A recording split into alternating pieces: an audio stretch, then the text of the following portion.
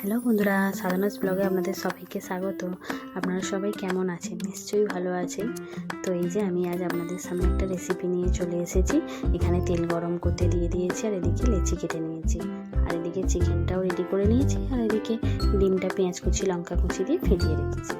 তো চলুন, এই যে এদিকে আমার শাশুড়ি মা এক এক করে আমাকে বেলে দিচ্ছে লেচিগুলো, আর এদিকে আমি পুর দিতে শুরু করে দিয়েছি।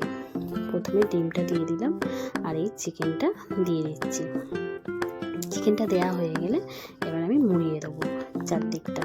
তো এবার আমি এই যে মুড়িয়ে দিচ্ছি চারদিকটা, একদিক দুদিক তিন দিক, আর এই যে চারদিক পুরো কভার করে নিলাম। এবার আমি তেলে ছেড়ে দেবো। তেলটা দিকে গরম হচ্ছে, তো চলুন যাই তেলে ছেড়ে দিই। তেলটা এই যে গরম হয়ে গেছে, দিয়ে দিলাম তেলেতে। তো একদিকটা হোক, একটা হোক, আর ওদিকে আমি আরও দুটো বানিয়ে নিই। তো এই যে এক পিঠটা হয়েই যাচ্ছে, এই যে হয়ে গেল এক পিঠ, এদিকে উল্টে দিয়ে এক সাইডে করে দিই, আর দুটো দিকে রেডি করে নিয়েছি। চলুন তেলে দিয়ে দিই, এই যে দিয়ে দিলাম। তো হোক, তো এদিকে চিকেন মোগলাই রেডি হয়ে গেছে।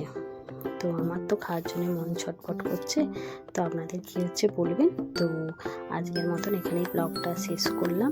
আপনারা সবাই ভালো থাকবেন, আর ভালো লাগলে একটা লাইক করে দেবেন। তো দেখা হচ্ছে পরের একটা ব্লগে।